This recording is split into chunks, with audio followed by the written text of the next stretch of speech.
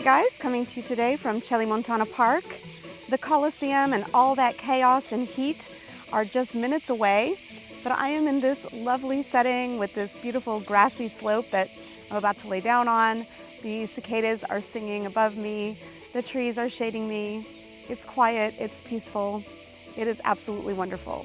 So did you know about this park that's just minutes away from the Colosseum and the Palatine Hill? Rome is one of the greenest of European capitals. Nearly 40% of the city is made up of parks and gardens. You've probably heard of some of these. I've written about them on the site, like the Villa Borghese, the Villa Ada, the Doria Pamphili, the Botanical Gardens. But those parks, which are big and beautiful and wonderful to spend time in, are sort of on the outskirts of the city center and where you want to be when you are sightseeing in Rome. So on today's video, I'm going to share with you my favorite secret parks and gardens that you can easily visit when you are out sightseeing and visiting some of the must-see sites in Rome.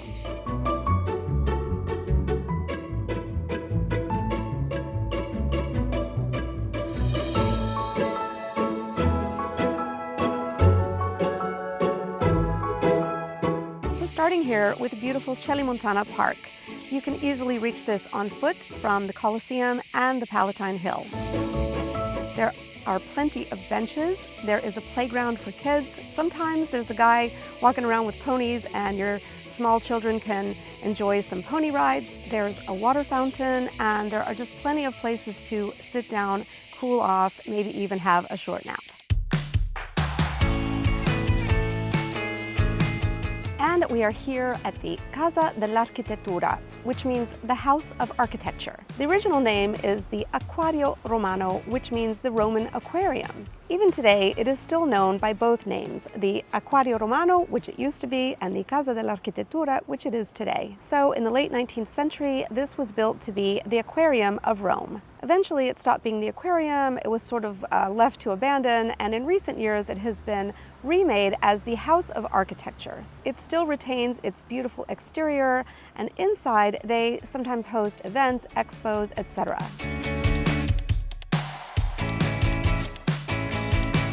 This lovely secret garden is in the Esquilino neighborhood and is just steps away from Rome's Termini train station. It's also near Santa Maria Maggiore and the much bigger park of Piazza Vittorio.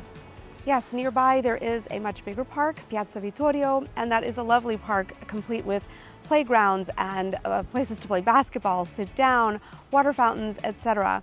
This little secret garden is just very special because it's really small. It feels kind of hidden, like really people don't know about it.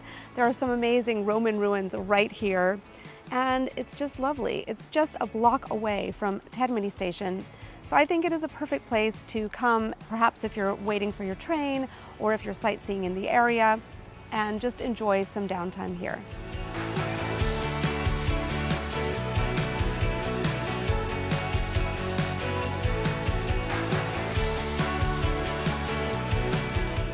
Now, I'm coming to you from the beautiful secret garden of Palazzo Venezia. This beautiful secret garden is really close to the Pantheon at Piazza Navona, the Jewish ghetto, and Largo Argentina.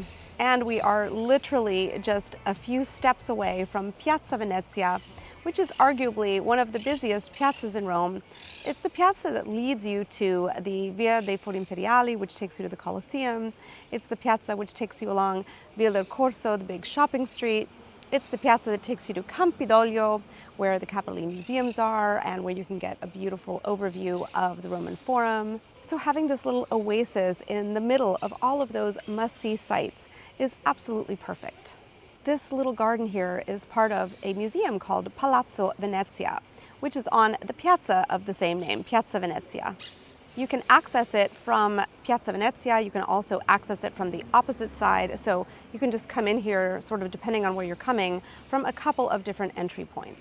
When I'm in the area, I just come in and sit down regardless because it's so beautiful and I love to just come sit, listen to the sounds of nature, the birds, the cicadas, the trickle of the fountain. It's just a lovely spot to gather your thoughts, catch your breath, and get ready for the next thing you're going to do.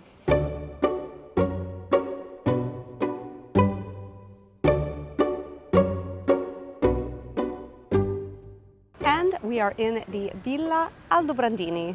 So the Villa Aldobrandini, it's named for a noble family. It was once part of a noble estate, and today it is a public park, and anyone can come here.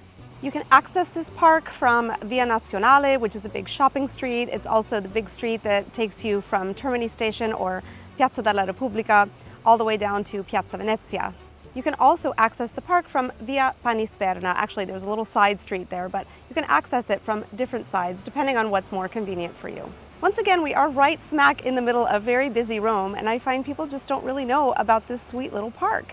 At this point, I've showed you 3 different parks that are all near the Colosseum, but they're at very different places around the Colosseum. So this one is closer to Piazza Venezia.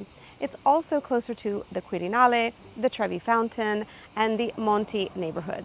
As you can see, there is plenty of shade, there are plenty of benches, there are plenty of benches in the shade.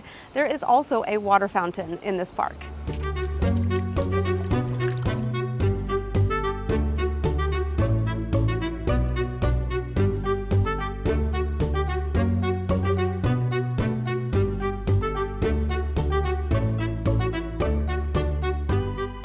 Now we are at the secret garden of Castel Sant'Angelo. So why is this a secret garden? Because nobody really seems to come here except for locals who live in the area.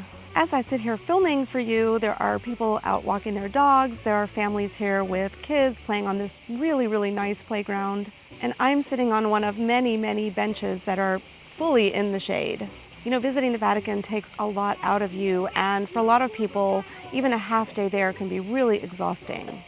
And also, a visit to Castel Sant'Angelo, one of my favorite monuments in Rome, can be an exhausting visit all by itself. These 2 sites are really near each other. It's about a 10-minute walk from Piazza San Pietro, St. Peter's Square, to the front of Castel Sant'Angelo.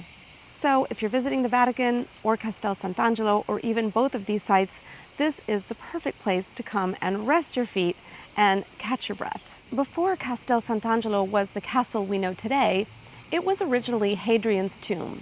Eventually it became a fortress in the Middle Ages, and there is a moat around this castle. So I am sitting in what used to be the moat. And of course, as a bonus, you get this beautiful back view of Castel Sant'Angelo. Hey guys, if you are enjoying this video, would you please hit that like button below? Apparently it helps with the algorithm, and I would really appreciate it. Thank you so much. And we are here in this beautiful cloister in the heart of Trastevere. Now we are in arguably my favorite secret garden in Rome. Yes, I am inside of a hospital, but there is this beautiful medieval cloister in here, and anybody can access it. During the week and on Saturday mornings, you can access it from Piazza San Cosimato. Today is a Sunday, and those accesses were closed, so I just went in through the access on the street and told them that I wanted to come into the cloister, and they let me in. This is a favorite spot for locals, like to come here and have a little break, a little quiet, bring their babies for a little walk in the stroller. It's just a wonderful place to sit and really enjoy the quiet. I particularly love it in summer when the hydrangeas are in full bloom.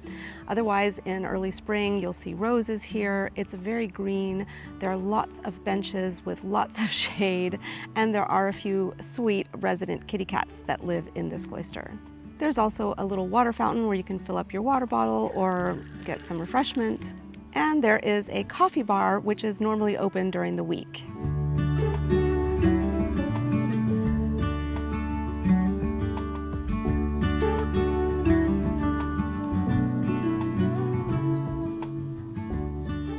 And besides this beautiful cloister where I am sitting now, there's actually a cloister just next door that's still part of the same complex, where you can visit the Church of San Cosimato. And now we are at the last secret garden of this video. So I'm coming to you from the Orange Tree Garden on the Aventine Hill. We could say that this is the least secret of the gardens that I've shared with you on this video. I'm here on a Sunday, there are lots of weddings, it's summer, and plenty of people are coming up here to enjoy this beautiful garden and the view over Rome. I wanted to include this garden because a lot of people don't actually know about it, and it is really special and beautiful. This is a favorite among Romans. It is certainly a romantic place to be at sunset, and it's a favorite spot for wedding photos as well. But I come up here year-round. I love coming in January on a sunny day. The light is really low, so the shadows are really long, and it's absolutely beautiful. Another thing this garden is famous for is the optical illusion of the dome of St. Peter's Basilica. So because of the corridor and because of the canopy of trees, the dome actually looks further away and smaller as you get closer to it. So this beautiful secret garden, although it's not that secret, is a great place to visit if you are nearby, if you are at the Palatine Hill, if you are at the Circus Maximus, if you are in Testaccio.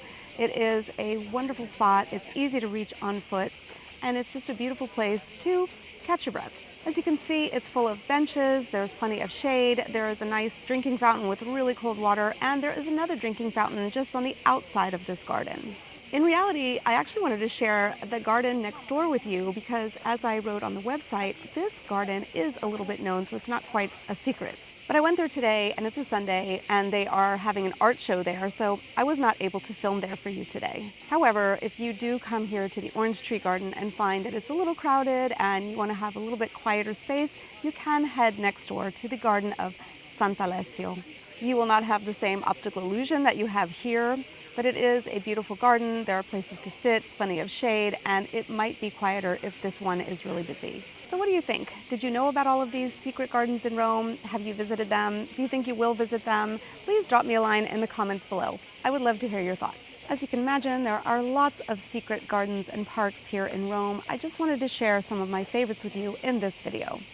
I've got a page about this on the website, and I've linked to it in the description below, and you will find a few more secret spots there as well. So I'm coming to you in summer, and it's really hot out there, but you may have noticed I'm keeping cool by visiting these parks and staying in the shade. I've got lots more tips on how to keep cool in Rome on my video right here.